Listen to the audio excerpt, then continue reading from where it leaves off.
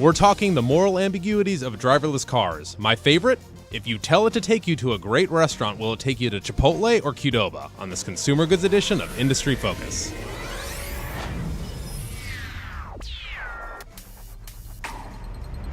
Greetings, fools. Sean O'Reilly here at Fool Headquarters in Alexandria, Virginia. It is Tuesday, February 23rd, 2016, and joining me in studio is my partner in podcast crime, Mr. Vincent Shen. What's up, man? Hey, how's it going, Sean? Which restaurant do you think the driverless car would take you to? Oh, that's tough. In college, I would have said Qdoba. Right. Now I'm a Chipotle, man. Because you got to have the cheese, right? The queso at The Qdoba queso, is yeah. the differentiating factor there for sure. So, Vince, we're kind of cheating today. We got a lot of listener emails and comments following last week's Deadpool and driverless car show, and instead of actually doing any real work to putting together some new content, we're just going to kind of talk about all the things that people wrote in about. So, are we bad people is really what I need some reassurance on. You did not have to put it that way. Okay, for all of our listeners, I want to always encourage you to reach out to us if you ever have any questions about previous shows or topics that you'd like us to cover. We're always looking for ideas, and we actually have two questions these were from good. listeners Thanks that I'm really to both these happy guys. to discuss and kind of follow up on the previous two shows. Really, we had one around Deadpool, one around the crossover, and we did the driverless car, tech, exactly whatever. So why don't you start us off, Sean? Yeah, so Deadpool Revisited. Just an update.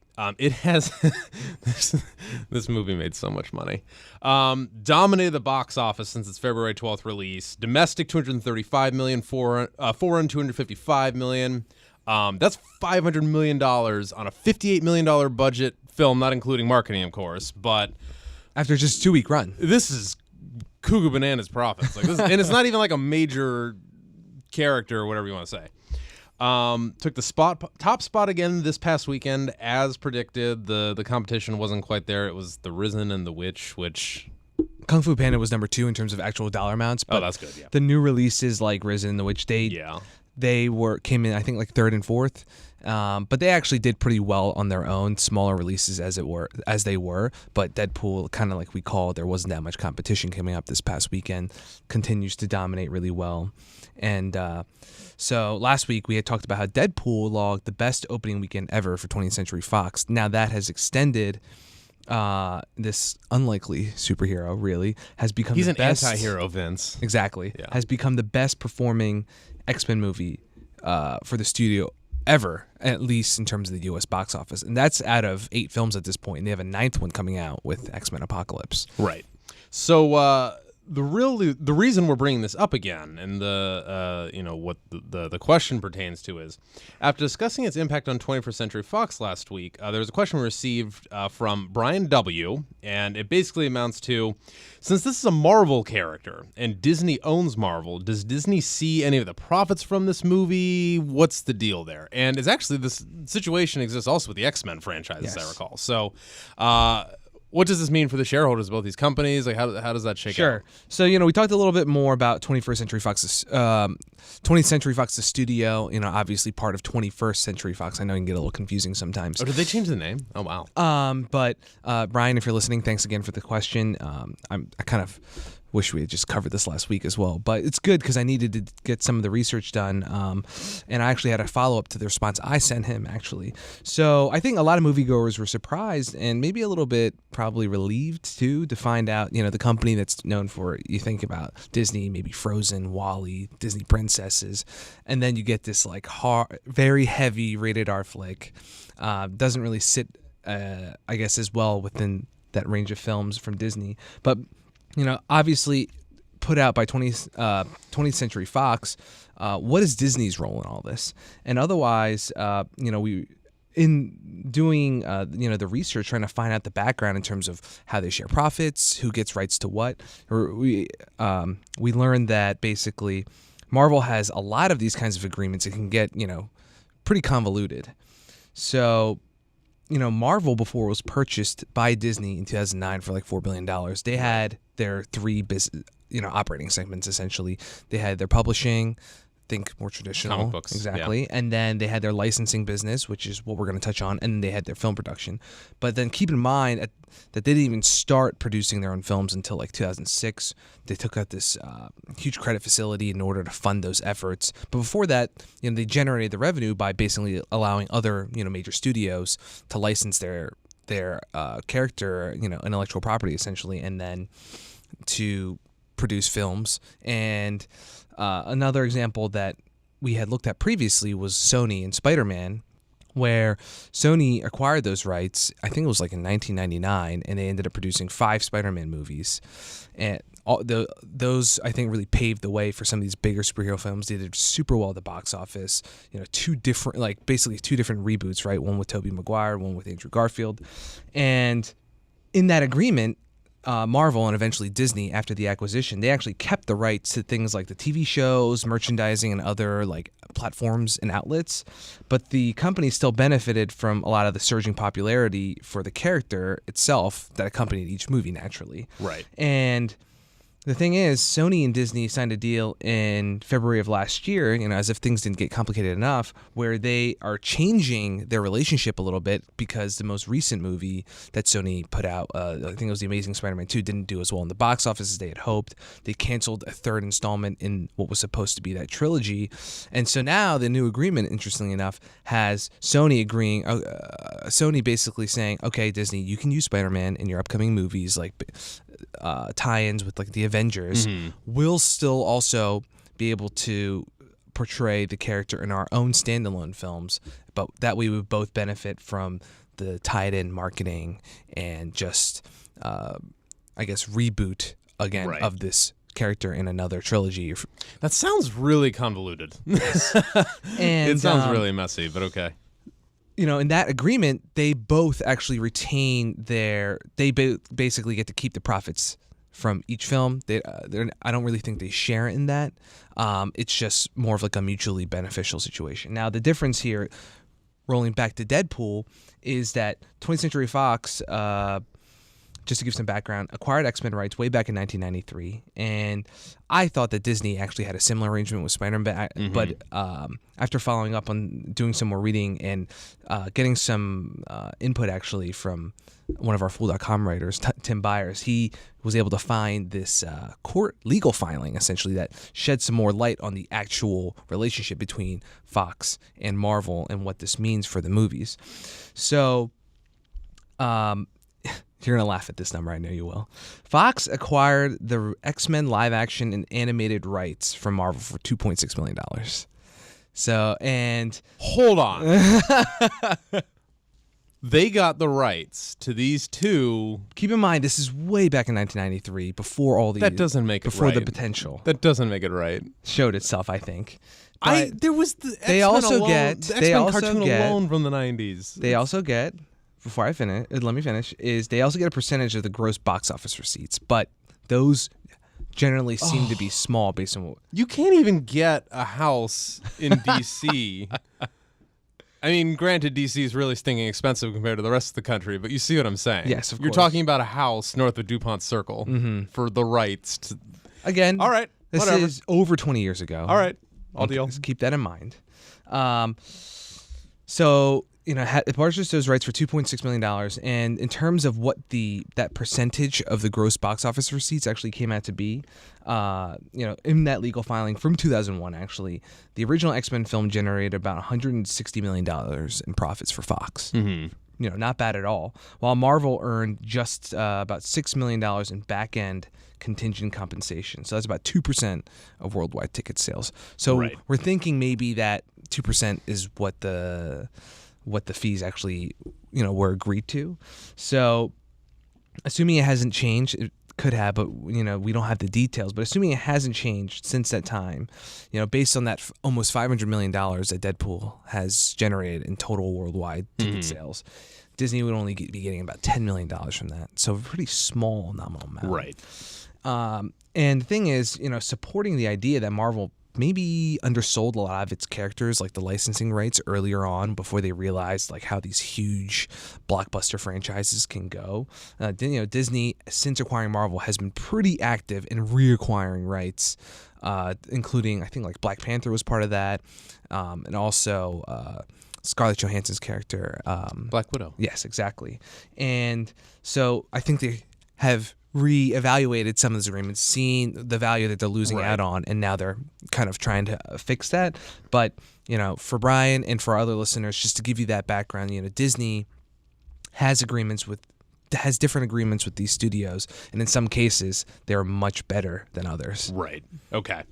Cool. So how big a deal do you think this is before we move on for the shareholders of each company? Because we saw that 20th Century Fox, their share price was up 3% after Deadpool, the box office results and everything. We talked about how their studio segment is essentially their second largest one.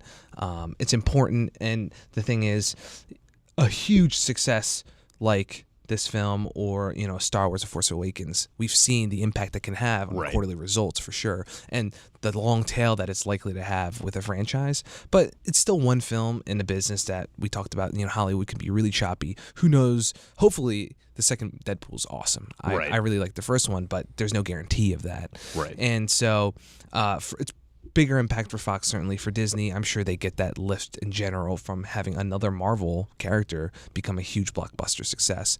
But obviously, it's not going to be as nice a lift for them. So. Got it. Cool.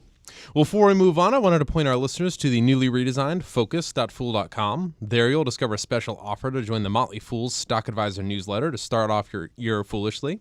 All Loyal AF listeners have access to a special discount on Stock Advisor that works out to $129 for a full 2-year subscription.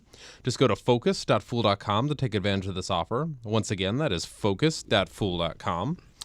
All right, so moving on. We briefly touched on in a previous show autonomous cars and driverless cars and what's going on there, but it's a topic that has such breadth that we couldn't really talk about everything. Mm-hmm. So we got a listener question that actually brought up. We briefly, I think, mentioned in the show before, but we talked about the moral ambiguities of an autonomous car and how it picks who lives and who dies. In an extreme example, sure.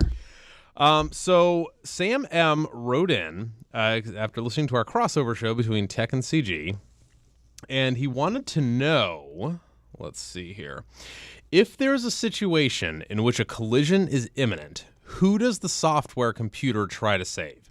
The passengers or the pedestrians? Does the car try to save the maximum number of lives? The human driver would naturally have his own self-interest as a priority, but would a computer driving one passenger purposely endanger its one passenger in order to save 4 pedestrians? I wonder how the tech companies would address this. What do you think? And that's just one example. I mean, we watch tons of videos and TED Talks and stuff, and it's like, it's kind of crazy to think about. I have to say that for this segment, and having touched on this in the crossover, I gotta say for Sam and all of our other listeners, we are probably gonna have more questions for you than any answers at all. Right. There are a lot of bright minds, and in terms of on the technological side and on the regulatory side, are thinking about this and the impact it's likely to have in the next 5-10 years as this technology becomes more mainstream, actually starts putting, where the rubber starts meeting the road, right? Right. So we talked last time about how the National Highway Transportation Safety Administration, they released a letter in response to some petitioning from Google, basically acknowledging that, hey, if the car doesn't have any of the typical driver instruments like a steering wheel, brake pedal, the software itself could be considered the driver. So, that leads to all these other questions, kind of like you mentioned. Right. How does the software determine what the right action is?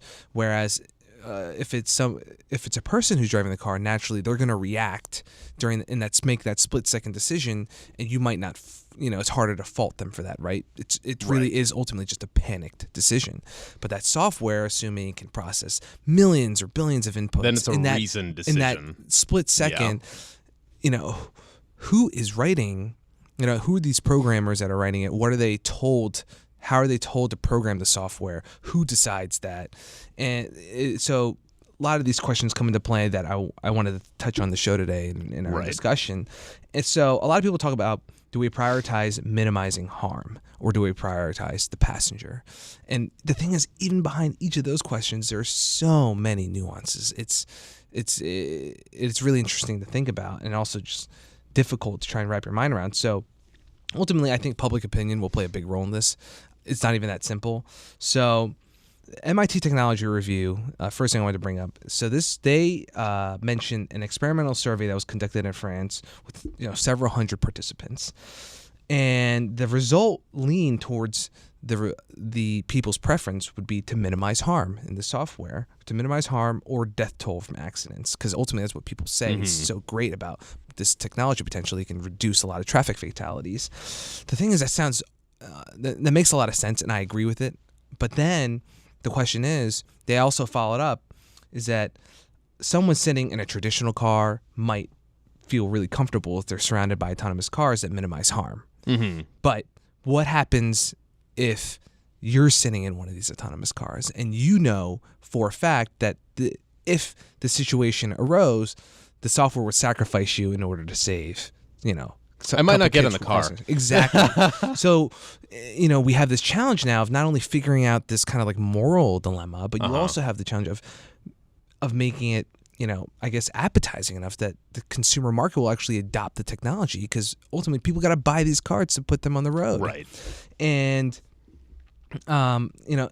even minimizing harm is unclear, because you might say there was a lot of scenarios posed in the research we did, and one, for example, is saving 6 people versus 3 people is still not an easy question, but it seems like you would go towards, again, minimizing loss of life. But what happens if those 6 people are all octogenarians and the 3 people is a mother and 2 very young children? How does software make that kind of distinction? And it's almost like unfair in a way to ask anybody to have to program the software to think in that way. So it's just a very challenging question indeed. And like I said, we can't give you the answers, but we can touch on the fact that I think going forward, cybersecurity, privacy, safety, tons of testing and trial and error are going to be things that we hear about constantly. Well, with it this definitely technology. seems like public opinion is going to play a big role in what happens. While I agree, the survey kind of shows, I think everybody's going to say, yeah, it makes perfect sense. You want to try and minimize harm or minimize loss of life. But when it comes down to it, person individually, when they have to make that what if purchasing somebody's decision, 90 and has cancer versus it's just newborn baby? It's not that black and white, obviously. And before people think they're going to be able to kick up their feet, enjoy that overnight drive to their in-laws' house, right? 2 states away, I think we'll have to figure out questions around the safety. We'll have to figure out questions around cybersecurity. What happens if somebody can, change the software that comes with the car and alter it in a way that's benefits them more, or it's just not is dangerous. Privacy in terms of all of the software knows exactly where you're going. It's tracking us all the time. What if there are updates to go to the software provider and they basically know everywhere you're going? How does that impact things? It almost seems to me like, when I was trying to compare all this in my mind, what happened? Is it anybody's fault? Let's take a train going 70 miles an hour, going cross country, whatever. If a kid chases a ball in front of the train and the unfortunate thing happens, is that anybody's fault? I think that it's gonna kind of get like that at some point, because the car is going straight. If it doesn't have time to, I don't know. It's trickier with like the octogenarian, newborn baby thing, but like it almost seems to me like an autonomous car is like a train or a roller coaster, just something to where things happen. Like, and something else I want to bring, Sam, if you're listening, I want to bring up that basically comes up when we talk about this, is the fact that you have, it's not uncommon at all for technology to outpace basically where the legal situation is, where the laws have to catch up to cover things like cybersecurity, for example, right? But now you have this instance where it's like we have these like top minds at companies like Google, at all the automakers. Think NVIDIA, for example, with some of its smart car technology, where they're writing all this code or developing all this software, working on this, innovating in this space, and you're expecting the regulators to be able to decipher such technical information and to basically put rules up around that. And it's going to be very challenging for them to just have to work together and basically explain, okay, so this is how each piece works to these regulators who frankly probably aren't programmers, right? Right. And to have to figure that out. And there's definitely a knowledge barrier there. Exactly. Yeah. So, maybe there is something, it's just an idea that you and I were talking about before the show where, you have HOV lanes right now on major highways, like, even I-66, right, in the capital, where that can serve as like a testing ground. It seems to me like, because with the octogenarian kid example, just all this stuff, it does seem to me that we're making a mistake when we assume that, let's just pretend everybody gets a driverless car, our roads are going to be structured the same. That's kind of unlikely to me. Mm-hmm. And I also think that in most cities where there's congestion or whatever, it does seem to me like, I noticed that the video we watched, the TED Talk, yes. We should probably link that out or something. If you want it, we'll email it to you. I noticed that the examples were all on a fast-moving freeway. Yes. If there's a driverless car going down Duke Street outside full headquarters here, speed limit's 25 or 30. Who knows, driverless car might actually even go slower than that just by law or whatever. Sensors can probably stop the car if a kid runs out in front of it. Like, it seems to me like we're making a mistake that just assume the roadways and the laws that operate on the roadways are going to be the same. And another thing is, ultimately, people say that this technology will be beneficial, more safe, because it takes that human error element, whether it's an accident or people aren't paying attention to no the more road drunk driving deaths. I mean, all kinds of stuff. So ultimately, while we have all these questions, and it might seem like, oh wow, things aren't that clear. I do want to make it clear that ultimately I think this technology does have a lot of benefits in terms of the environment, just saving people's time, making them more productive, and just making the roads safer. I don't know where I got this, and I might be making it up, but I saw this statistic, and it was like a city the size of the DC metro area, which has, I don't know, a couple million people, 3 million people? No, I think it's a little under a million. A little under a million. Okay, I'm sorry. Anyway, I saw the statistic, and I think the city they use is Washington, D.C., and we could basically have like a fleet of like 7,000 driverless cars just like circling the city, kind of acting as taxis or whatever. And that would be enough that would to statistically get you a ride pretty quick. Wow. And that's like, I don't know, that's pretty sweet.